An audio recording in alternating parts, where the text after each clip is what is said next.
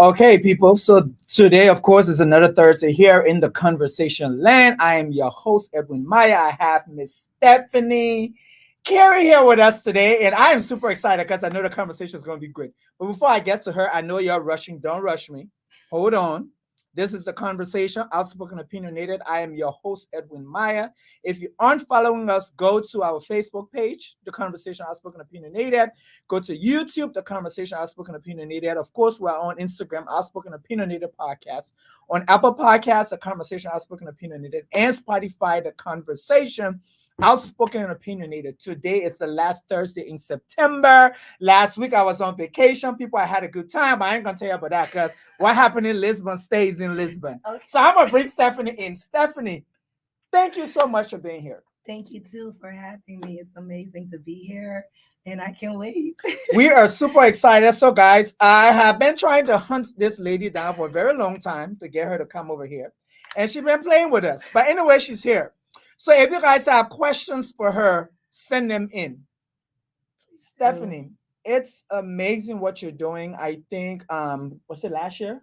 Yeah, 2020. 2020, I had the opportunity to host your foundation. Oh, you mean, yes, yeah. It was last year. Yep, it was last year. In the middle of COVID, people, she dragged me at my house to go do that stuff in the middle of COVID. It was amazing. He did an awesome job. But I want to talk about first, no, let me hold up for that. I want to talk about you. How are you doing? I am great. I feel great. Unfortunately, my voice is gone, but if there's anything that you don't understand or if there's any question that you need to ask, just put it in the chat and Edwin will let me know or he will be able to answer. So something happened to you last year. Tragedy happened to you and your family. How are you guys doing? It was actually this year. It was this year? The beginning of this year. It's okay. It seems so long, right? Uh-huh. But I mean, God has been great. It's been amazing. We've been sent a lot of wonderful angels. So what's weird is that 2 weeks before this incident occurred, I was in a state of gratitude. And I just kept praying and fasting, and I didn't understand why. And the scriptures that I kept reading, for some reason, I kept coming and I kept seeing was, do not worry. Wow. If I can provide for the birds in the sky, then what about you? So it was just a lot of gratitude and just continue to thank me, continue to praise me. And boom, that happened. So when it happened, I was like, wow. God knew exactly why he put me in this state. Mm-hmm. And I think that really prepared me to be able to, face whatever had come because I did not feel any kind of negativity from it. I actually felt like it was a blessing. I actually felt like a circle had ended in my life and I was being reborn into something else. So it's just been really amazing. We're still not into our own house yet. Mm-hmm. We're still with my mother-in-law, which I also think is amazing because we're, bonding as a family. We're getting to know each other a lot more. And the kids, they have the grandma right there. Exactly. Yep. Before that, they will see her every now and then, but now they get to really have that grandmother love, her cooking, her screams, their screams, so she's not gonna let them go. I'm gonna let you know what's gonna happen. Yes, it's an amazing time all over. And that's good. And I like that you talk the scripture and all that stuff, because I think in everything that happens in our lives, we should always look for the good. Totally. And I think like every incident, everything that happens in your life, mm-hmm. there is a good that comes out of it. Oh, yes. No matter how bad or how crazy it is, there is something you learn. Totally. You learn from there. And the fact that, when the Bible verse says that he's going to protect us, and everything works out for our good, is the fact that God prepared you for that incident. It happened. And I would say this, it happened, I think, maybe a couple of months after we met you at the festival. Yes. And your spirit, I'm like, I would probably be laying down crying, looking for Martina. For us who love things, it would be a lot. I know a lot of people yes, said that. It would be a lot. I cried the first day, though. I'm not gonna lie. I did cry. I cried for maybe 30 minutes. but that was the only time I cried. Mm. The rest of the other times, it was just, a lot of gratitude. And it's amazing. And I think that speaks volume and it speaks of the kind of person who you are. And so let's talk about this foundation. So your website is amazing. Thank It's you. straight to the point. It gives you exactly what you need. So I'll just say, okay, this is what they are. This is it. Yeah. But it's the Etta Lloyd Lloyd Walker Foundation, and Yes. is that your great grandmother? My grand Your aunt. grand aunt Yes. who provided, and correct me if I'm wrong, who provided, I would say, provided opportunity for youth Yes. to give them opportunities so That's that they can be exactly the what it best. is. Yes. And Yes. so you have decided to continue this legacy. Yes. And I want to ask Totally. you why. I mean, generally, I'm a giver and a Mhm. server. Mhm. And as a life path number 9, my purpose on this earth is to serve and to be in the field of humanitarian, be a philanthropist. And before I even got to know these things about myself, I always found myself in a state of helping people from the time I was a teenager, Mhm. because I matured way before my peers. So a lot of my friends would think that I We was all older. we all told you about our age group until I realized, no, she's a child. Oh my She's a child, people. That's what I'm like, what? No. God. I know. So they would come to me for help. Mhm. And fortunately, my mother was in a position where she could provide. And so I always felt really good when I was able to help somebody accomplish a goal or, just get out of a really sticky situation. And before I was even 18, I had 5 babies who was named after me. And now I have a plethora of them. So it just made me feel good. And then moving forward, my friends and I established this organization. Well, it wasn't an official organization, but it was a group of us who decided to call ourselves the Circle of Friends Foundation. And what we would do is go into different communities and give out food, help build latrines and Mhm. supplies for schools and stuff like that, which was really fulfilling and really amazing until it stopped. But even after it stopped, I, by myself continued to do things like that. And I just decided that, rather than doing little bitty things, I might as well just start an organization, a nonprofit. And one of my not my dreams, one of my prayers to God was always, I don't want to be well known. I want to be worth knowing. Make me a Oh. woman of purpose. And that was a subconscious prayer because my mom would always tell me this. So I did not know how he would make me worth knowing. I just knew I wanted to be worth knowing. And then when I started to, I registered the organization in 2017 in Liberia. I was coming to the US to earn my MBA. So I said, you know what? Let me do this now. And after I've gotten my MBA, I'm going to fully dive into the nonprofit industry. And after I earned my MBA in 2020, COVID hit. My job was stressing me out. I was not happy at all. Don't get me wrong, where I work was amazing. The folks there are so great and so helpful. But at that point in my life, it wasn't just something that I needed at the time. Mhm. I wanted to do what I wanted to do. And I felt this push, kind of like, this is a time, this is when you're needed. So go out there and do it. So I quit my job and, my colleagues, they understood. My boss, she was very supportive. She gave me all her blessing. And once I decided to step there, I told God, I was like, I have absolutely no knowledge of what I'm doing. This organization has already been birthed in Liberia.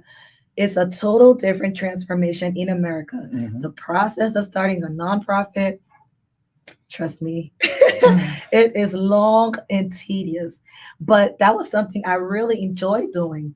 And for whatever reason, I mean, people, the resources just started coming, and two people who really, three people, I would say, who really played a major role in helping me establish. One of them is my friend Love Shepherd. I met her when I also worked with Search for Common Ground at their headquarters in DC. I was with the philanthropist team, and she was the executive assistant to the CEO. And we instantly clicked. So when I quit my job, I didn't even know she had quit her job. Oh wow. And she was also trying to start a nonprofit, but she was like, you know what? I'm gonna leave my nonprofit and I'm gonna focus on you. And that girl took this nonprofit with me, like from the beginning all the way to where it is. I mean, she was just pouring so much love and so much supporting energy into it. I leaned on her for so much support. Um, the second person who did this is my best friend, Bobby Hubert Huff. He sent me a contact information for a person who would later on become like a strong pillar, in establishing an organization. And this man's name is Henry Kekula. So Henry helped me with the filing of the 501c3. He still files my 990 every month. I mean, Wow. every year. That's a big help. Yes, it is. And the 501c3, this is something that you have to do several times before you can get it right. Yep. But on one time, I was able to get my letter, you know, and he still does my 990 every year. Wow. He also helped me apply for grants and stuff. So they just really have played an integral role in getting this organization to where it is. And of course, God first. And that's amazing. And I think it speaks to what the person who you are. Thank you. You are one of these people who once somebody meet you, they fall in love with you. Oh, thank you. Yeah. And so I'm gonna tell you guys the story. So we have a mutual friend. My homegirl Candy is her homegirl. And so Candy will always tell me, I gotta put this in like brain English before I can't say I have this friend called Stefanie. They did to your meet. You and I want to be my friend no more. You can't be your friend. Because every time with her, it reminds me about you. That's my love. She would say that all the time. So of course I go to that bread and I meet Stefanie. I was like, oh yeah, I understand what she's saying. We're crazy. Thank you. We're crazy. Jenny I get is it. my And baby. so, and I think that's who you are. And I think it speaks to why, when you're doing something, that is why, your organization has gone to where it is and people are Thank willing you. to help you and do things for you because of your personality. Thank And I want to ask you, when it comes to girls, your passion, and I see your organization is driving, yeah, we say youth, but I know you really want to focus on young girls and women Yes. empowerment and stuff Yes. like that. So I say, there are so many people, everybody around here wants to empower women. Everybody want to do something for the girls, but I want to ask you as a Liberian coming from West Africa, why is it that you're choosing to be part of this group where everybody wants to take care of girls? First, I have a daughter. Okay. And I am an example to her. She tells me every day, Mommy, I'm going to be just like you when I grow up. Oh, So the pressure is on. it is. And also, I grew up during a complete 14-year civil war. I never left the country at all. I watched my mother become, things or a person that she did not want to be. Her feminine side was subdued because she had to take on that role. And fortunately that had its good side, but it also came with its bad side as well. um, I don't just want to be able to educate females. I want to help them to also know how to take care of themselves, mentally and physically. And that's one thing that I wish our society had taught us. So my mother played a really big role in teaching me those things. So stepping into having that opportunity to come out of such difficult situation and having the privilege to be able to learn and grow, why not spread the knowledge? I don't want other girls to make the mistake that I made.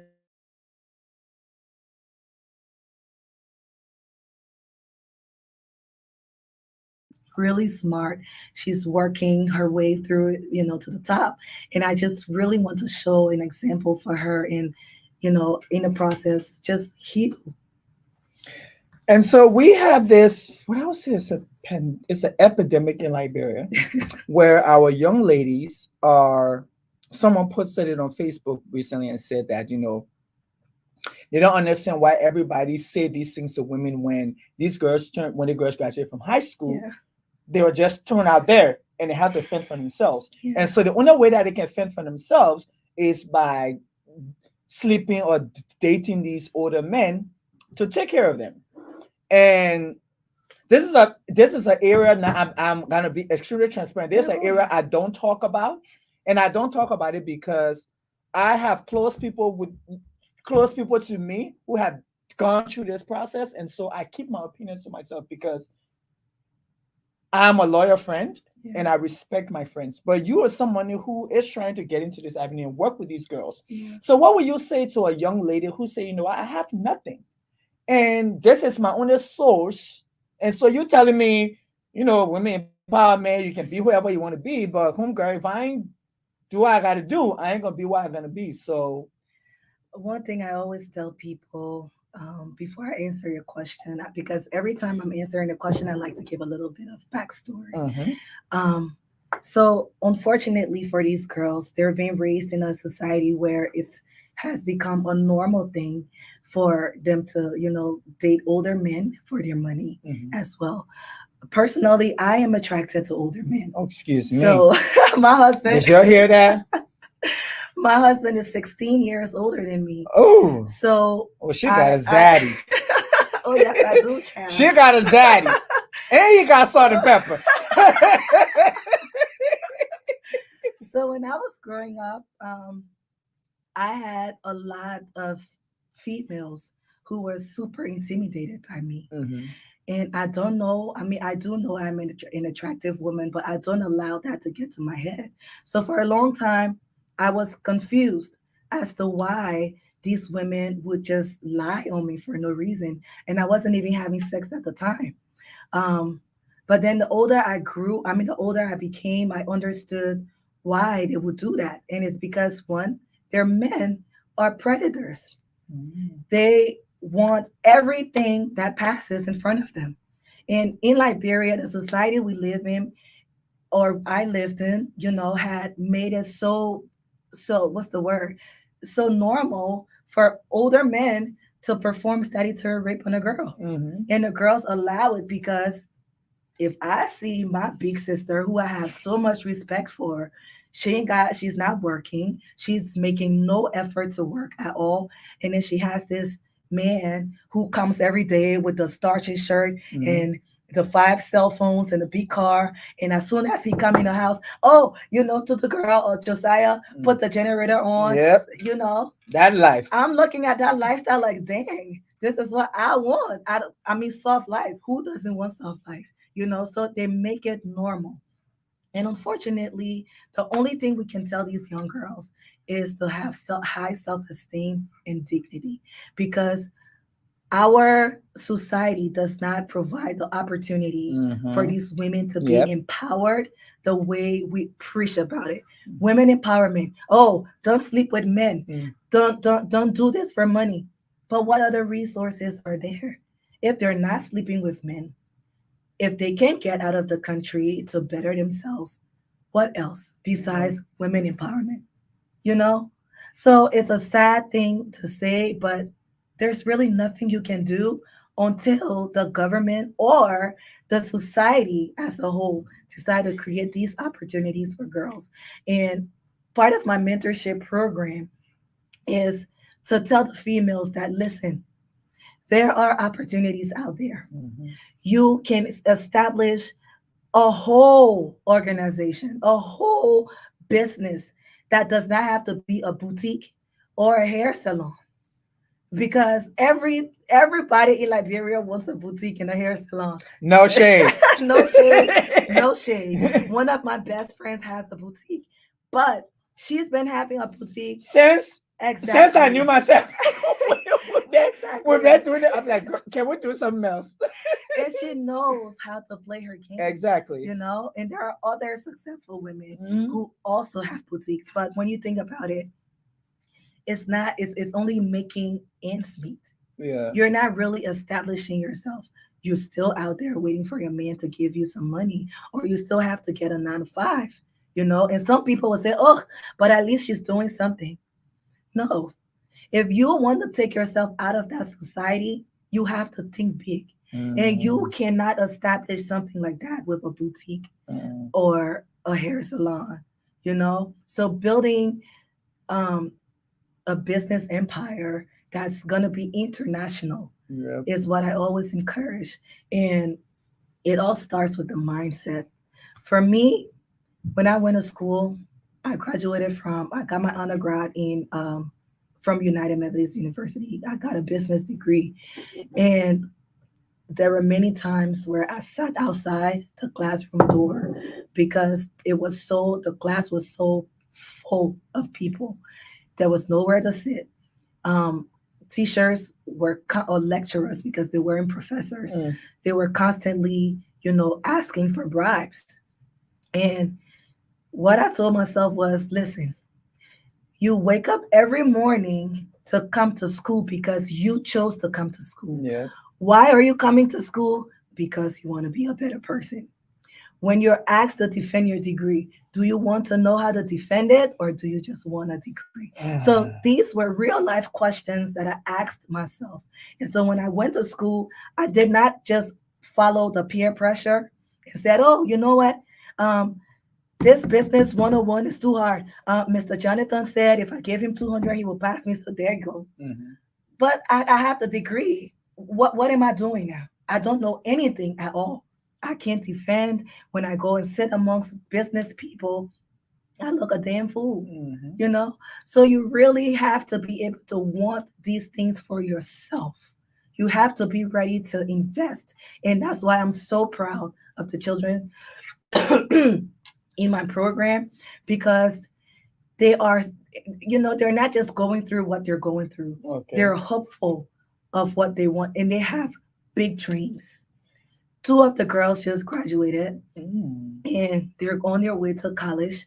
The other one, she came to me. She was like, Stephanie, I saw Aw. this opportunity in Canada and I want to take, what's the thing name, advantage of it.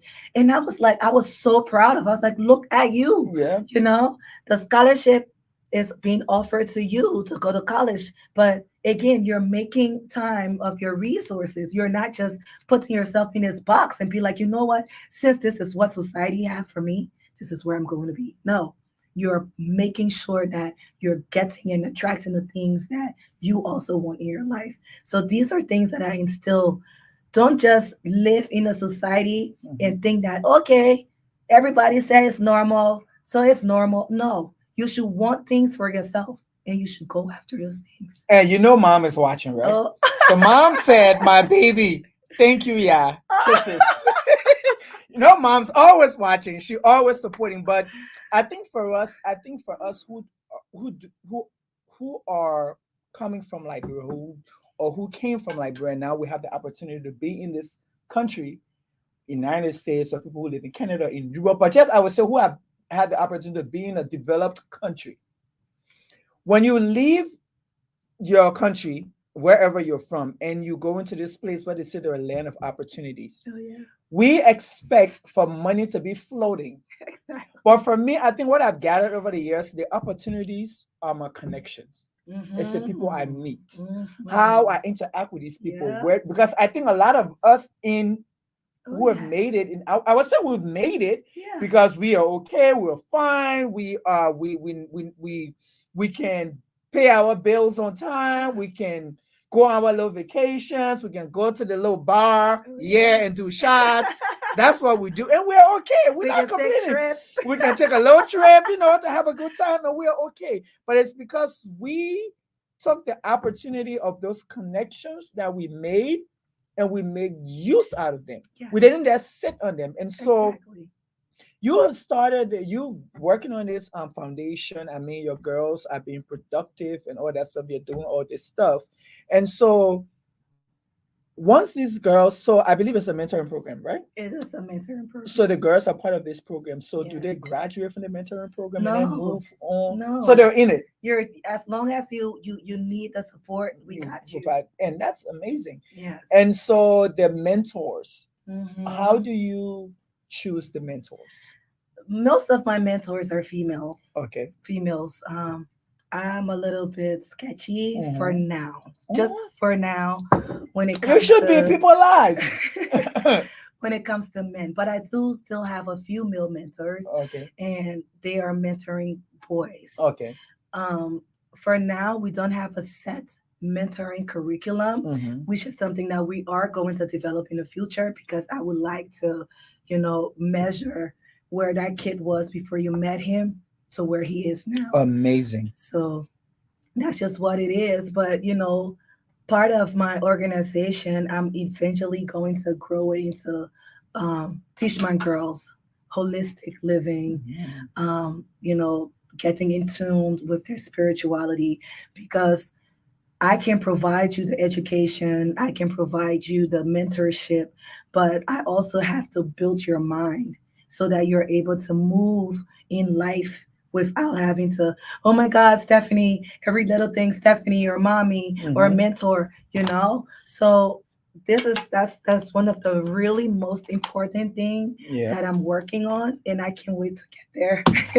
and and I think that's amazing. And I think for me, I think every aspect of my life have been with a mentor. I've always had mentors. I Yes, have me my too. career mentor. I have my professional mentor. Yes. I have people who speak into my life. I have friends.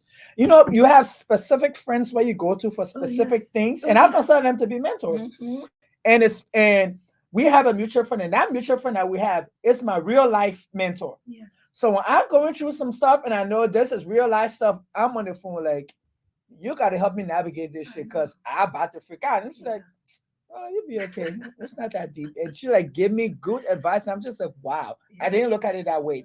So I think it's extremely important that people invest in mentors. Oh yes, definitely. And for like people who are in relationships or whatever it is, what aspect of your life, you need somebody who can, hey, come here, sit down, let's talk about this. How can we navigate this process for you to get what you want to get? Totally. And I think it's important. Totally. But for your girls, as you are mentoring them, as you are pouring into them, how are you getting fed?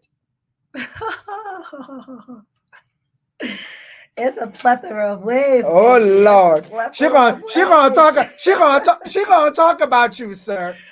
She gonna talk about Zaddy.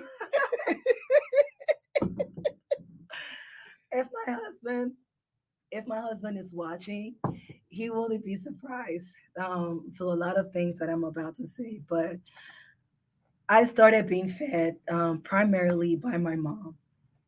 Just first, I'll say by the grace of God, by my belief, by knowing God for myself, and just constantly seeking His grace. And I'm grateful that my mom was the one who was the foundation in that, to start teaching me at an early age.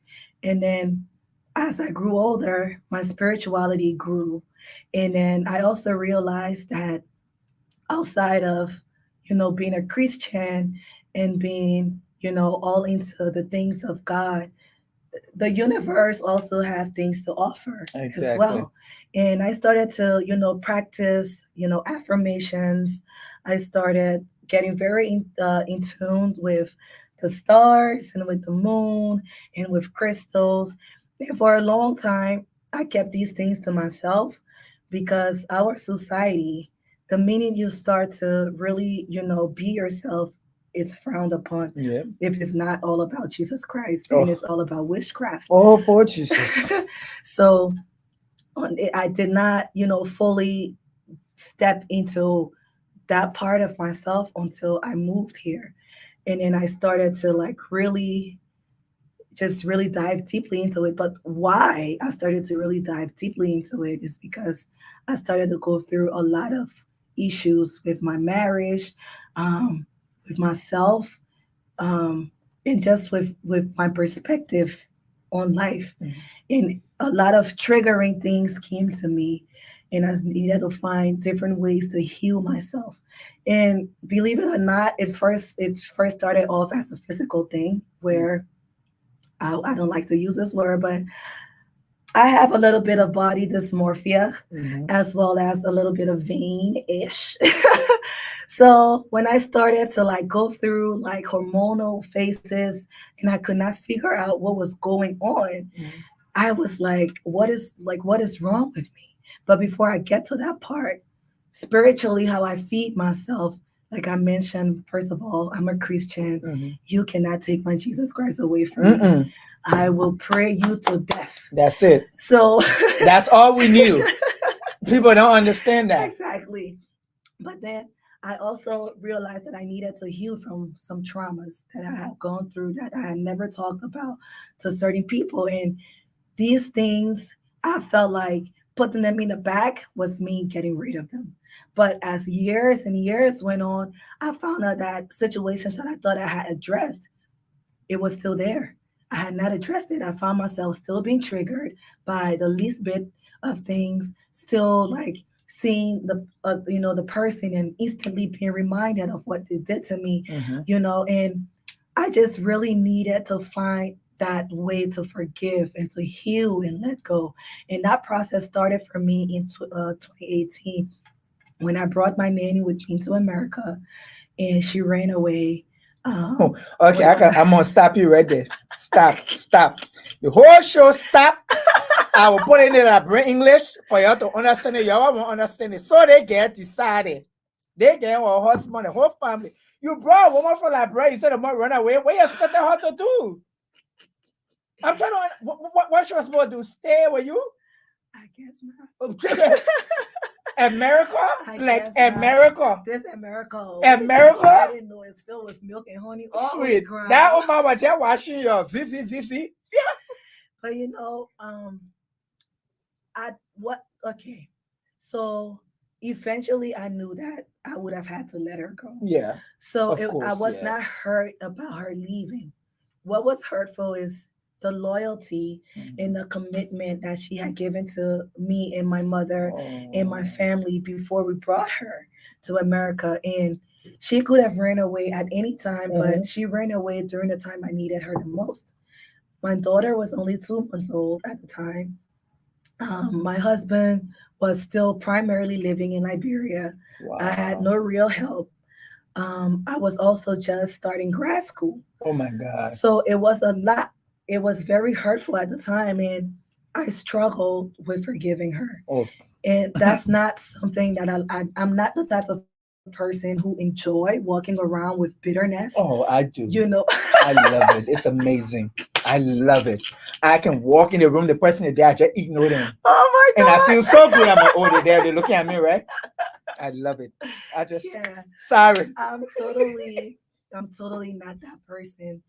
And some of the things that make me to not be that person is because I'm really afraid of the wrath of God. Yeah. I do not want I don't want him to take his blessings from upon me. So walking around with bitterness means that you're carrying around a lot of negativity in your heart. And one thing my mom taught me at a very young age, she told me that when you're angry and you're upset and you have all these negative feelings and negative energy within you, the Holy Spirit leaves your body. It does not like it. It's Mhm. not because it's holy. It's calm. It's there to bring you peace. It's there to bring you joy and fulfillment. So when you're just filled with bitterness and anger and you're just walking around and you're just fighting it so hard to forgive, you're blocking your blessing. Besides, if you think God don't love that person you hit, you lie. Because God God also loved that person. Then we're being a war. War. We will revenge the war. This the war. So if you're praying to God to do nothing but harmful things to that person, your prayer will never be I answered. don't pray. I just talk, And and that's then they can why decide where is it going. that's why God told us, vengeance is mine. I know. There's a psalm in the Bible. When you're hurt, genuinely hurt by what somebody has done to you, you are allowed to pray that prayer to God Mhm. and ask Him for all the things that you want to So happy. happen. But when you say Yes. genuine, like what's genuine? I mean, if you okay, so for example, this lady who before I brought her to America, before I even like thought about getting her visa, Mm. my family and I were super nice to her. We consider her a part of our family. Mhm. We took care of her kids like they were part of our family. My mom would spend money on her children. Wow. So it was an easy decision for me to make. I was like, you Yeah. know what? I'm gonna bring her here. We're gonna continue living like a family. Before we came, We had a whole talk, and she was like, I will never do such a thing to you guys. And I give you my word. If I ever do something like that, God will take care of me. Oh, So, so we're praying that prayer. exactly. I'm a Bible. Do I have a Exactly. Bible? Yeah. So, for me, that was already her downfall. Yeah. So, when she did that, I was like, all the things that we did for this woman. And normally people would bring their nannies here and they would stop paying them because they're in America. Yeah, yeah, exactly. I even raised her salary Excuse me.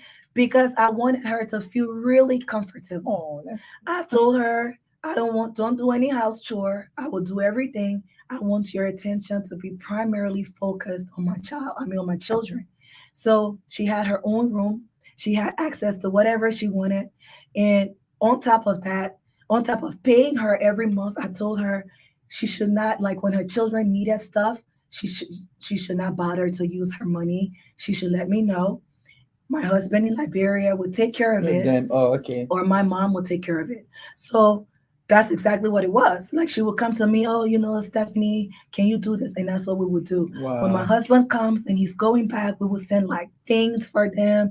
Like, I mean, because it was like family. Family, yeah. So when she ran away, that was just really hurtful because I felt like, okay, if it was something that you weren't comfortable You could with, have said it. you could have talked to me and we could have worked it out, Yeah. But I was comfortable. I woke up this morning to get my son ready for school, went to her bedroom, and she was gone. So I really struggle with that hurt. Yeah. At least for 2 weeks, I was hurting really bad. And I was in the midst of all of those things, I was praying. And that's one thing I always do. Whenever I'm hurt, confused, and I don't know what to do, rather than thinking with my head, I go straight into my prayer room and I start to pray and I start to ask God for for clarity and for forgiveness. And so, of course, my mom feels my pain. She literally feels my pain. She is like typing nonstop. Mom, mom, we see you. We get it. Yeah, she feels my pain. So she was really broken. She was so hurt. And she told me, she was like, you know what? I'm gonna do whatever it takes to get that lady deported to Liberia. And matter of fact, I'm gonna spend however amount of money to get a Yeah. private detective, and we're gonna track her down and we're gonna send her back home. So I thought about it. At first I agreed. Yeah. But then there was this day, because I have been praying to God for, Father, please get this feeling away from me. I don't want to walk around hurt. I don't want to walk around bitter. I don't want to walk around not forgiving somebody. You forgive me all the time. I want to be able to forgive people just like you do. So I went to church this day, and for some reason, because I was so down and so depressed, I did not even want to go to church. But I just reluctantly went.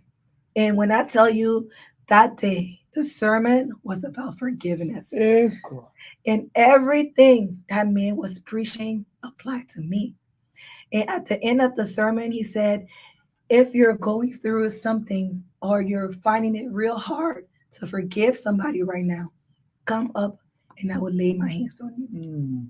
I was so reluctant to get up, but I got up and went there. And I was the only person who that was went for up you. that day.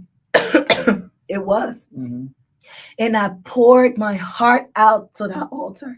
I cried, I prayed, and he was praying with me. And it became so emotional that other women came up, and people were in the congregation and they were putting their hands over me and they were praying.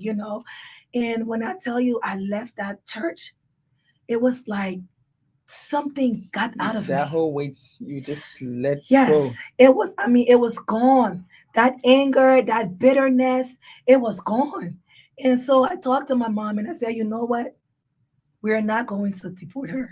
We're not going to find It's not somebody to worth it. deport her. She wants to live in America. Let her live in Let America. her live in America. Live in America, waiting. Exactly. She already said if she does this, God will be the one who will take care of her. So you know what I did?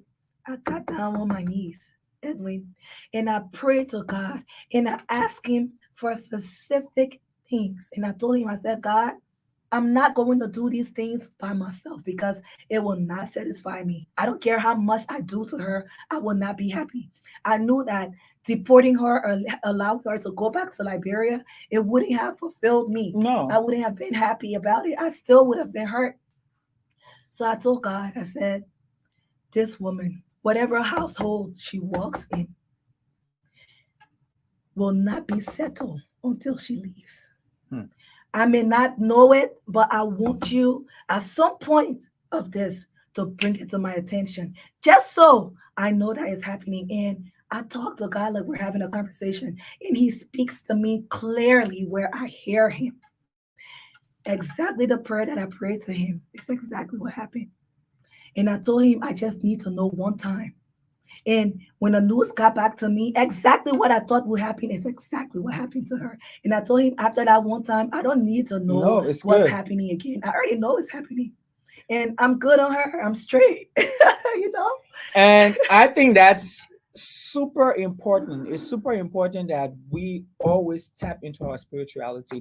But we got to make some money. So y'all gonna hold We'll be on, right back and I will continue and we'll be right back. why we'll continue. Okay. Bubbles and Co. believes in creating your own style with your accessories. Our collection of Afrocentric and Eurocentric accessories allows you to do just that. Our beaded collection features the Maasai beads of East Africa, the rich patterns and vibrant colors of the African wax print fabric gives you options from clutches to hats. We understand the assignment when it comes to accessorizing.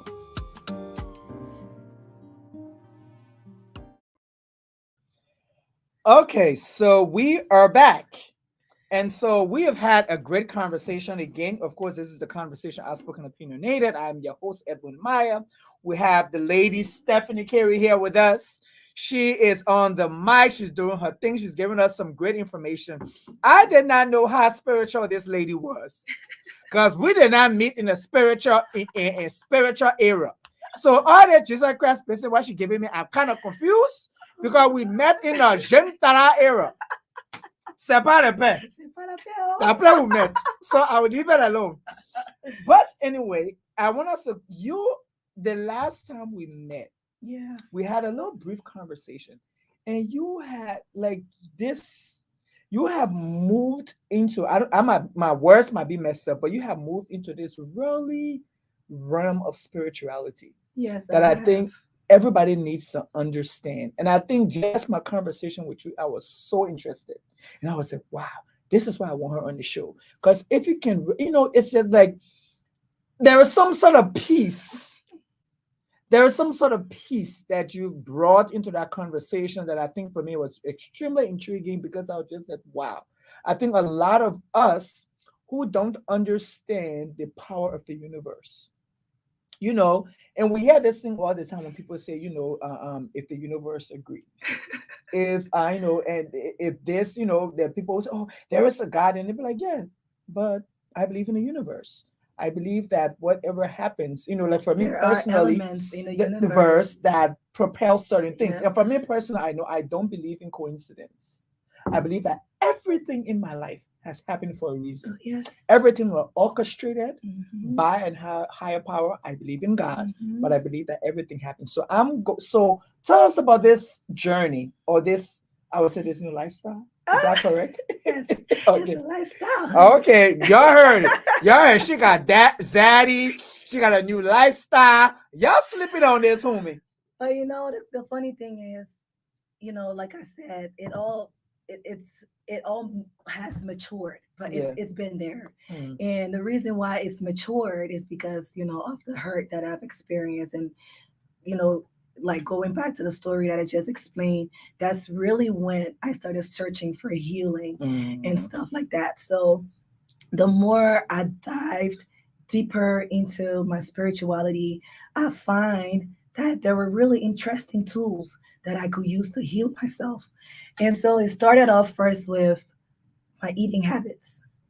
Um, I started to break out really badly. and I just wouldn't understand. Mm. Normally, when that would happen when I was younger, it was because of sweets. So I got off the sweets, but then it was getting worse. It's like, what's going on with me? But I was stressed.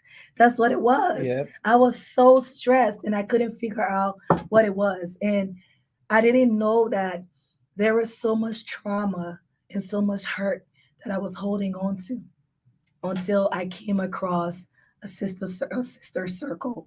And in this sister circle, I find it to be really amazing because as soon as I got in there, I saw women who was just like me, who were weird, just like me, who would, who believe. Matter of fact, it started off with a sister of mine. Her name is Tashia Toka, and people would always say, "Oh, Tashi is weird.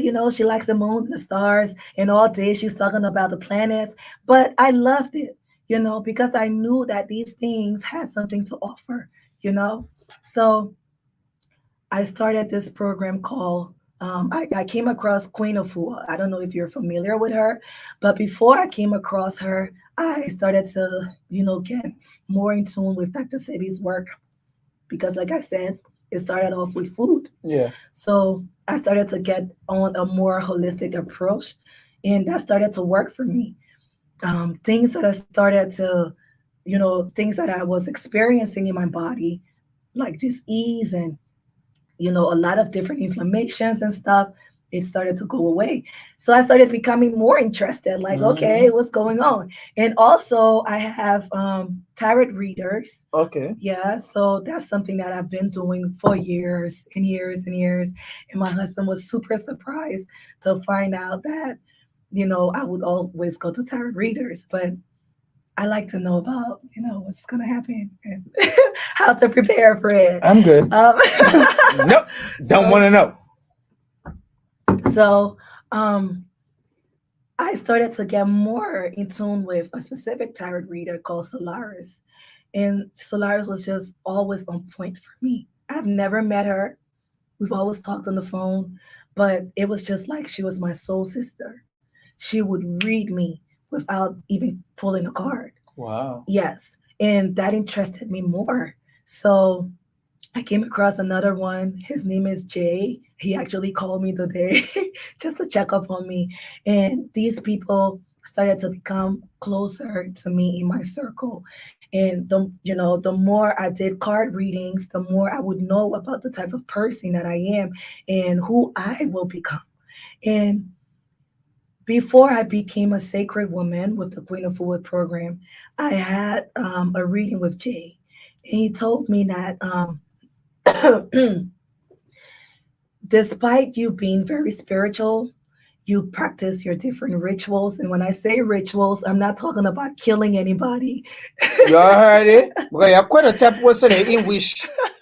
Rituals are basically things that you do for yourself to keep your mind right, whether it's affirmation, whether it's meditation, whether it's just yoga practices, Mhm. whether it's with the food, or whether it's, certain things that you give to your most high, whoever your most high is.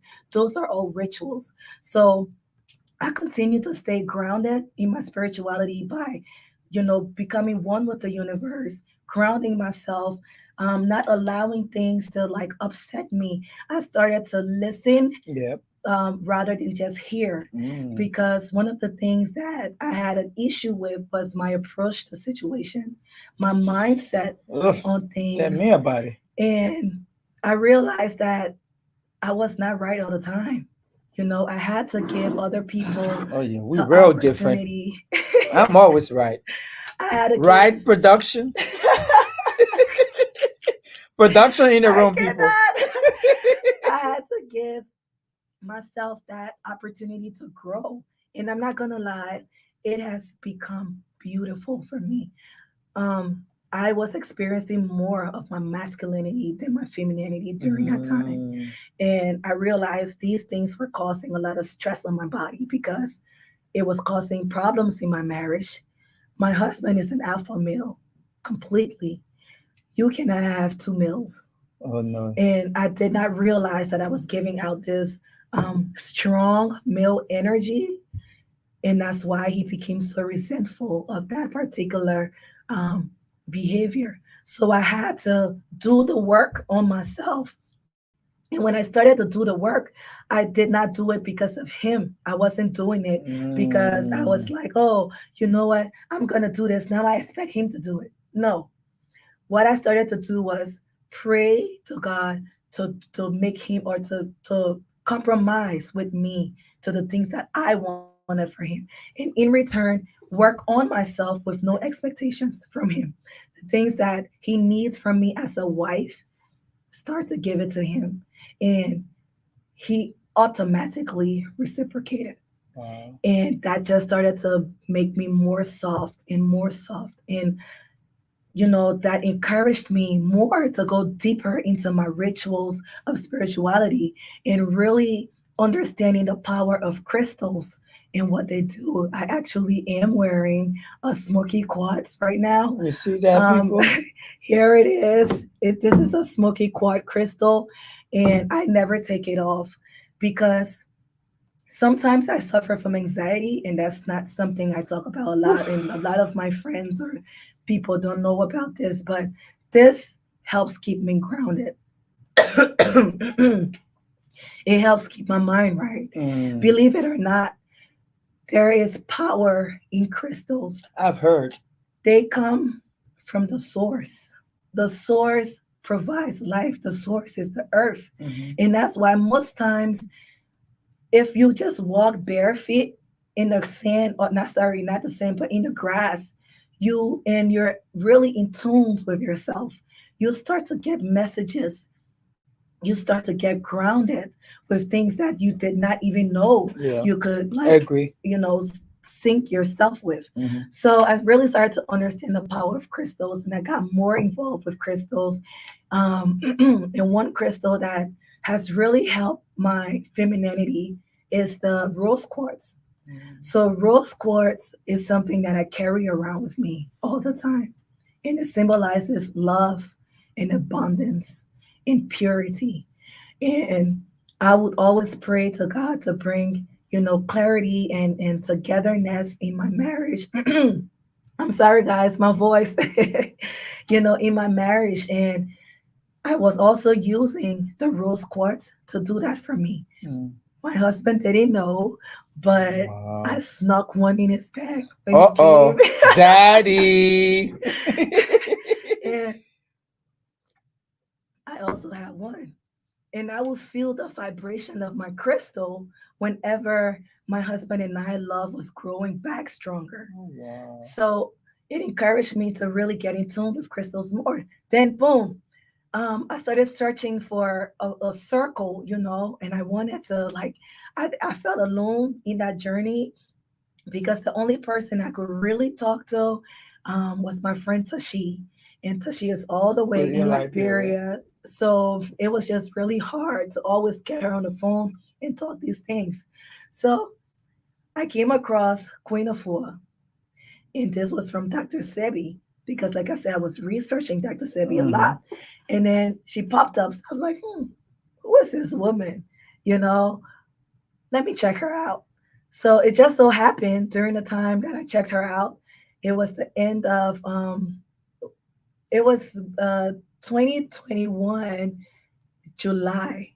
Sorry, not July, but I think it was May or June Mm-hmm. when I checked her out. And it was during that time she was about to start her 12 weeks, right? The next cohort of the 12 weeks rites of passage program for women. And when I tell you how my life changed since I went through that program, it shaped my entire mindset of what a woman is. I've been knowing that I'm a goddess.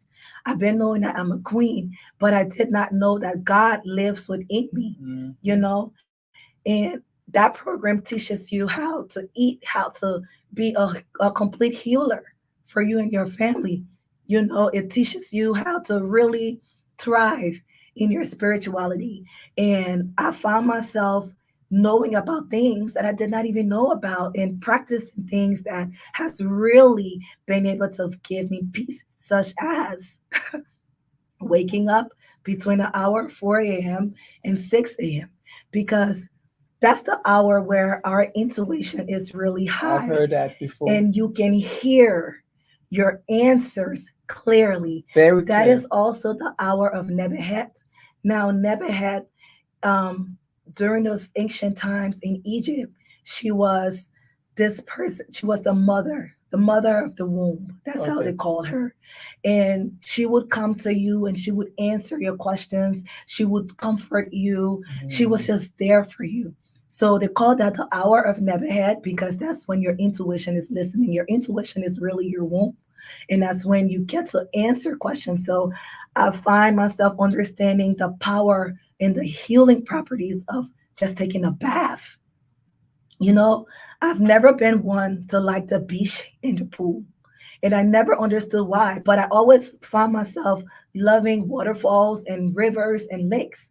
So, Yeah, Mami Wata. It's not, not easy. not mommy water, but the reason why I don't like the ocean or the sea or the pool is because they're dead water. They're not alive. I like fresh water. And it took me some time to understand why. And the reason why females gravitate to really being, comforted in water or around water is because our womb is connected to the moon, which is also connected to the tides of the sea.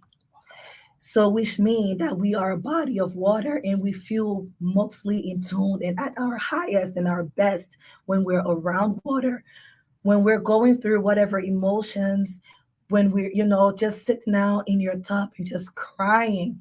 That's so therapeutic.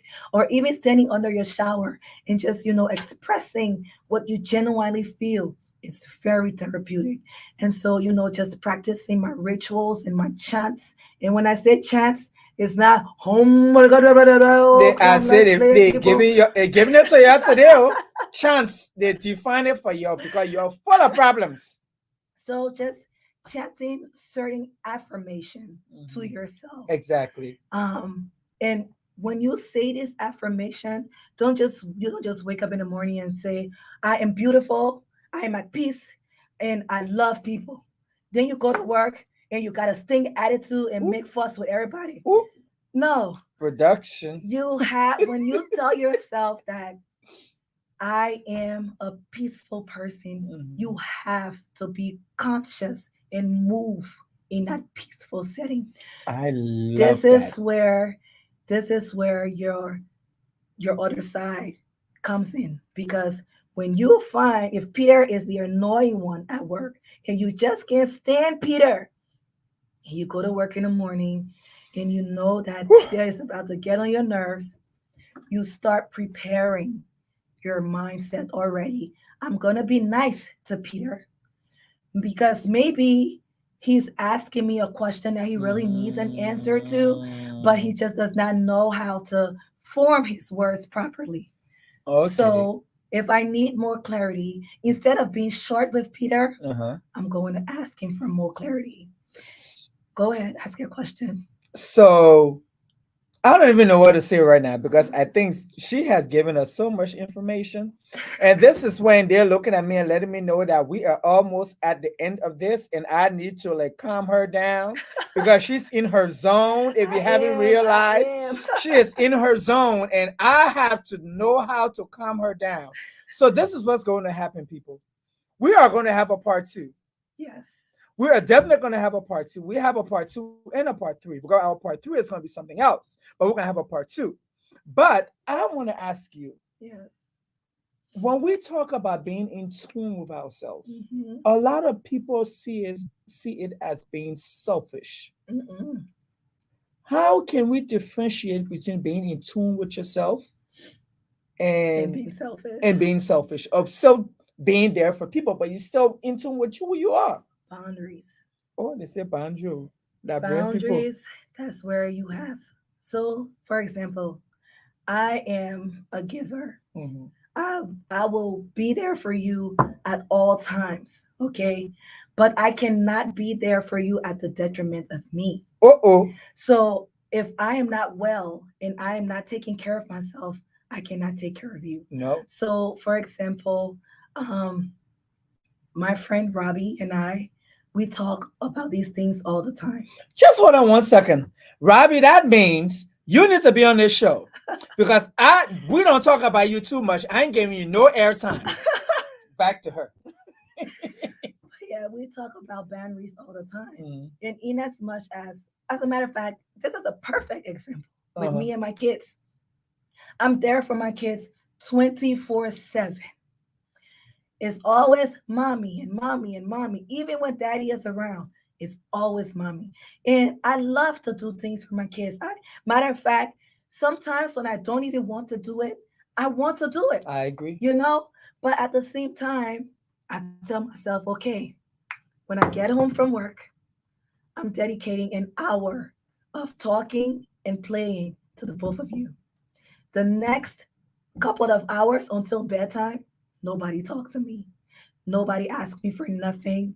Nobody say a word to me.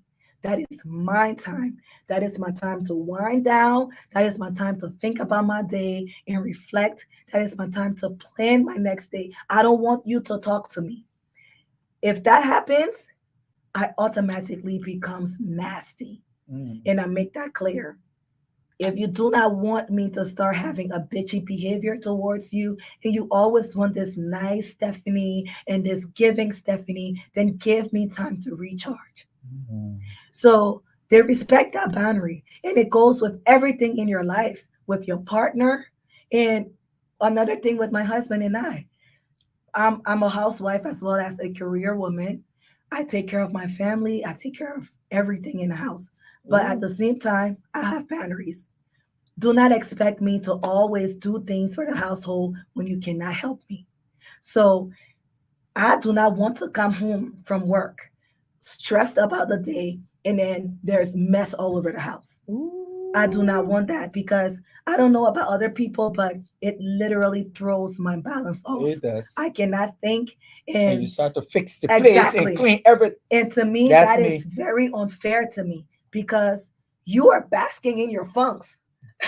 But you don't mind. Not basking in the I'm funk. just saying, you don't mind the looks of the place, so you don't care to clean it. But because I mind it, I'm forced to clean it. I agree. So it's almost like, well, when she comes, she's gonna do it. So that was something, and I'm not saying my husband is No, I understand what like you're that, saying. Yeah, it's but first of it's your preconceived notion already. Once you walk in, that's how exactly, you think. The person like, oh no, I don't see yeah. it that way. So that's another boundary. I'm going to respect the space that you're in. Wow.